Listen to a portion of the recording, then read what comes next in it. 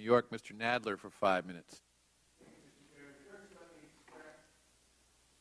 Thank you, Mr. Chairman. First, let me express my admiration and thanks to the FBI for the professional manner and excellent work they did in the bombings that occurred in New York about a block out of my district to apprehend the suspect within, 48 hours and do everything was a very good indication of teamwork and of professionalism, and I congratulate you on that.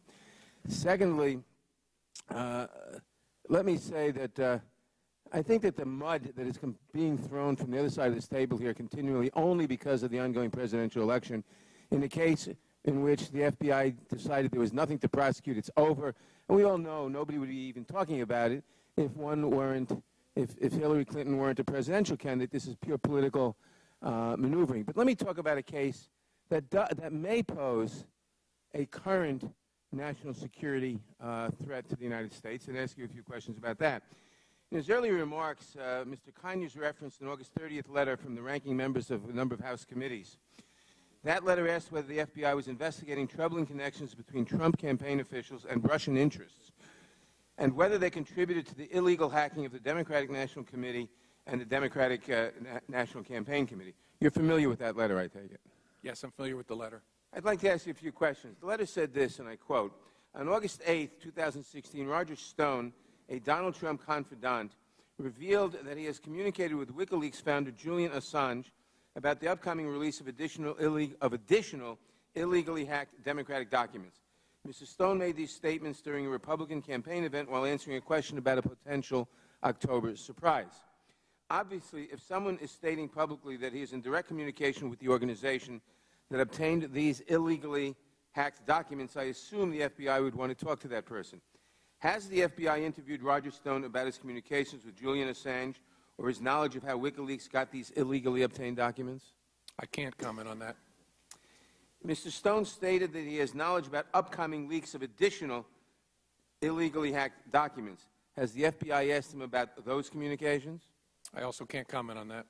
Because it's an ongoing investigation? I don't want to confirm whether there is or is not an investigation. That's the way I answered Mr. Conyers' questions as well. Director Comey, the FBI acknowledged in public statements and testimony that it was investigating Secretary Clinton's use of a private email server, and that was while the investigation was still ongoing.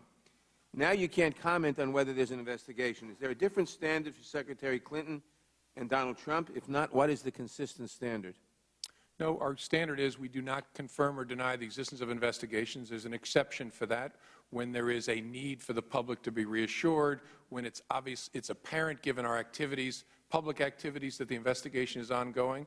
But our overwhelming rule is we do not comment except in certain exceptional circumstances. Aren't there exceptional circumstances when close officials to a candidate of a major political party for the United States says publicly that he's in communication with foreign officials and anticipates further illegal activity?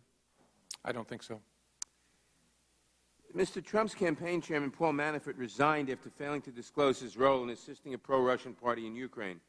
The Associated Press reported, and I quote, "Donald Trump's campaign chairman helped a pro-Russian party in Ukraine secretly route $2.2 million in payments to two prominent Washington lobbying firms in 2012.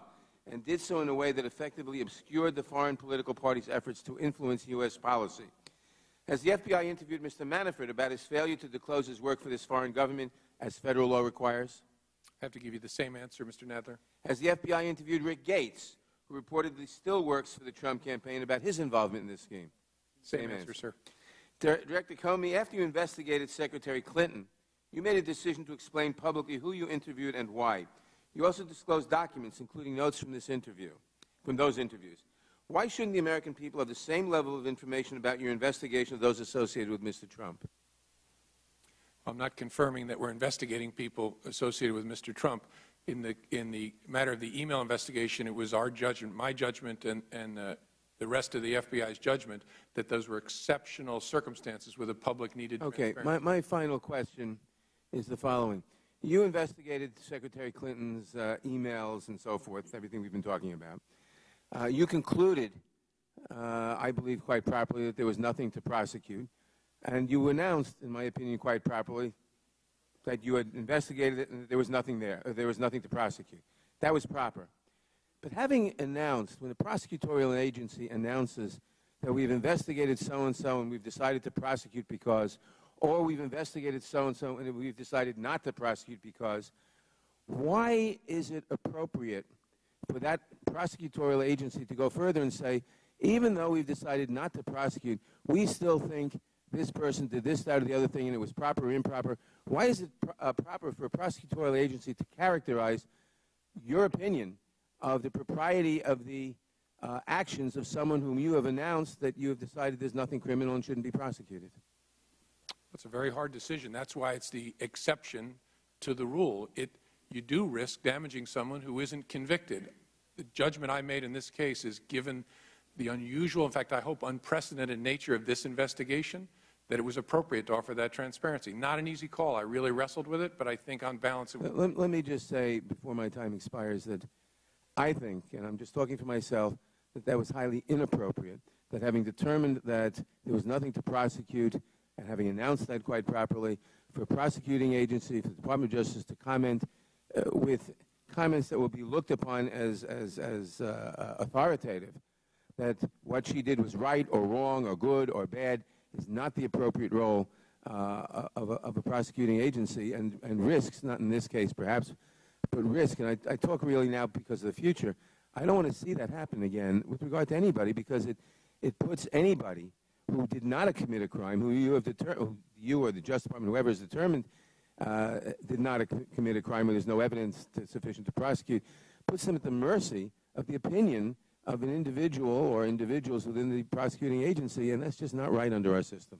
I yield back. Time of the gentleman has expired. Chair recognizes